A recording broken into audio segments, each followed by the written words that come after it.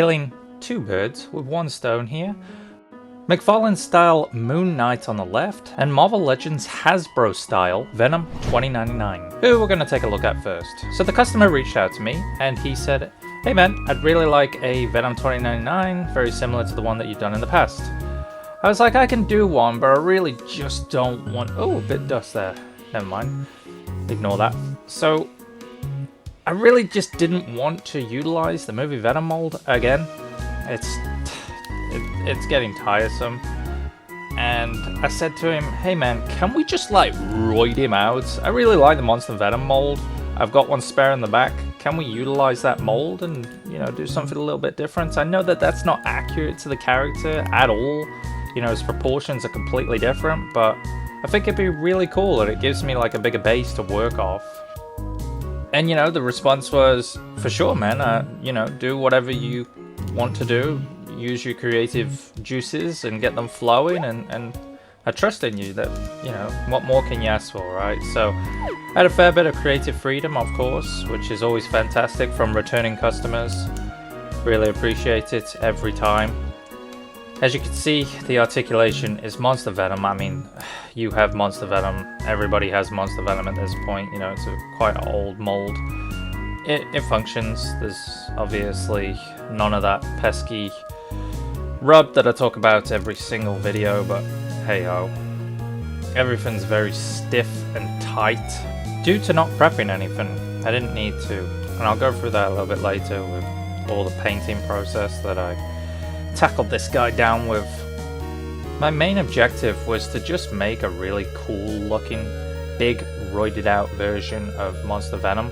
So like, I didn't know whether I should do this or not, but I added the green slime. I don't do this very often because it's very stylized. It's something that most people don't like. I love, dude, the green slime all over my Venom. I like my Venoms to have like blue shading against the black, but only when the light hits it a certain way. For most of this, it's very bendy. It was all wires and so on and so forth, but you know, it allows a certain amount of flexibility. As you can see here, it's mostly green stuff sculpt, right, which has a decent amount of durability, flexibility. You're not going to have any breaks or anything like that. The brown areas are a lot tougher, so, you know, they are anchored into the body. They don't come up, they don't bend. And I honestly wouldn't advise, you know, trying to bend these things. They're just there just in case of drops and whatnot, you know, so it doesn't get damaged. Even a little spike here and there, they're not going to break off if you drop it due to how flexible green stuff is. But again, you know, that's anchored into the body. You can see the drill holes where I've used wires to kind of wrap it around the torso so none of it can move about and, you know, fall off the body or so on and so forth. I also filled in all the peg holes because this is one of the older molds now. You know, this is basically outdated in my opinion. You know, not to shit on it too much, but, you know, that should be an upper torso swivel with a reverse ab crunch. Maybe extend it a little bit. You know, the waist swivel, again, is showing its age at this point. You know, it needs to be like a double ball peg. But Hasbro, if you are listening, please don't just give it the one ball peg and remove the ab crunch. That's shocking. I can't believe that that is the modern day articulation system for like Luke Cage and many other characters that have quite recently came out. It's shocking, absolutely horrendous to think that that's modern day articulation. So this is where I'm at with Venom 2099. So I've pretty much blasted this with several layers of blue and some metallics, and it looks again very rough. This is just all part of the plan. Then I hit it with a Model Masters dark blue, but I watered it down heavily to just kind of glaze over the top of this. Then my plan, because it's ultra shiny and I want it to go with the matted down face and bone, we're going to use Lavium Medium with a bit of Druki Violet, and then I'm going to mix it with Null Oil. So this will tone all the blue down.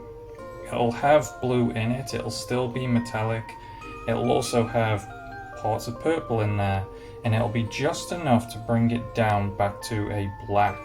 So that's kind of where I'm at, and then I want to touch up these faces. So originally I had this like kind of like this blacky bone color. I don't know, I think I'm going to go in with the white and do all the teeth, just so it stands out a little bit more.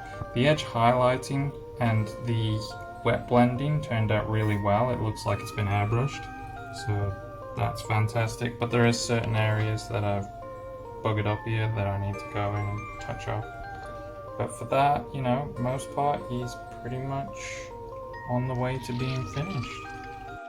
So now I'm taking that pre-made mixture that I just talked about, mixing it all together, and just applying it very gently to the body. And you don't have to be neat, you just have to get a good amount on your brush, get it all into the body. And you can't see it working at first, it takes about 10 minutes to dry in the Aussie sun, but you can see already it's bringing out all those veins. It'll blend all the dry brushing in and it won't look messy in the slightest, and it'll matte all the glossy areas down, so that way we'll get more of a detailed overall figure. Future me here. One thing I did forget to add is I dry brushed a lighter blue, a metallic lighter blue, over the top, and then I applied all these washes on top of that, and it just brings them all together, it just blends it effortlessly. So once that had dried, I applied a heavy sealer of gloss, and basically that made it this nice, smooth, metallic, blue, glossy. It looks real pretty, but it's too dark. So after this process, I've got the solidity down. It's like laying down concrete for a house, right? All those colors are still under there. It's just the gloss blurs it all together. You can see when the light hits it, it's showing those metallics. It's showing that blue very, very nicely. But I want that blue to pop out a little bit more, so I applied a matte sealer over the top and then a semi-gloss. Now this is the in-hand finished results. Quick shout out to all the Patreon members, really appreciate you guys, and we're moving on to the next one. Venomized Moonknight. Real quick, if you're liking the videos, pop a like, notifications, subscribe, all that good stuff. Let's get back to the video. So we've got Venomized Moonknight here. Now you're probably thinking McFarlane base. Yep, you are right. This guy doesn't really move. I'm not going to beat around the bush. It is a McFarlane figure. It does what a McFarlane figure does. But for me, I wanted to do something different. I am kind of like deadlocked into, you know, the movie Venom mold, symbiotes, like all that sort of stuff. So I wanted to kind of do something a little bit different for once. The texture on the body, I felt borderline perfect for what I was trying to achieve. I wanted it to look incredibly detailed. This allowed me to not sculpt. I was able to just utilize the Haunt McFarlane body and just add all the bits and bobs on top of it. Like I said, it doesn't really move, but aesthetically it is incredibly pleasing to the eye. It looks super detailed. Is it a statue? No, it can articulate, but due to the Haunt body not being modified, it is very simplistic. With the sculpt that I have applied to this mold, I highly recommend being very gentle with this neck and this head. It has green stuff, milliput, aves, like you name it, it's in there. The back is all sculpted up too, so just be real gentle with that head sculpt. You know, you don't want anything to break off with a bit of rough play. And these McFarlane do require a bit of maneuvering to get them to somewhat function, unfortunately. And just a bit of criticism towards McFarlane and these particular bodies.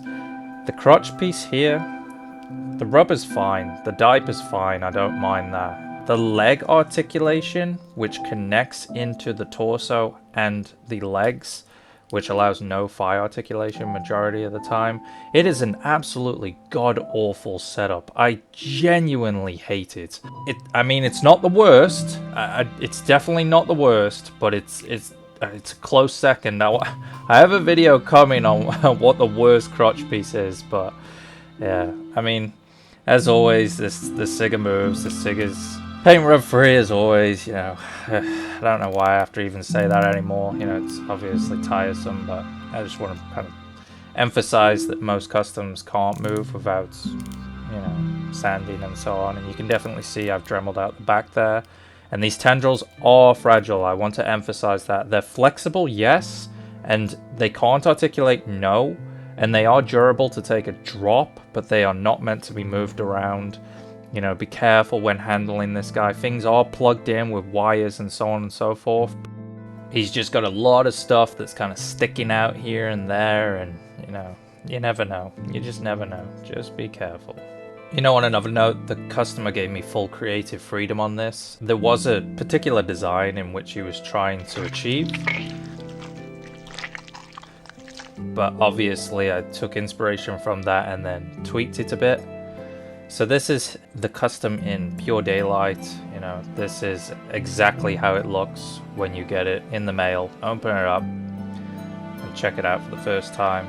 I really like to put these videos out there where it's in hand. There's no bullshit, there's no editing. This is exactly what you're getting. So let's just round these guys out with some size comparisons. We've got the Age of Apocalypse Sunfire mold. I think it's important, it's still relevant. You got Silver Centurion, an Iron Man figure, basic, standard 6-inch, a Stone Collectibles Axe Battler. And I appreciate everybody watching. Thank you so much, and I'll catch you on the next one, guys.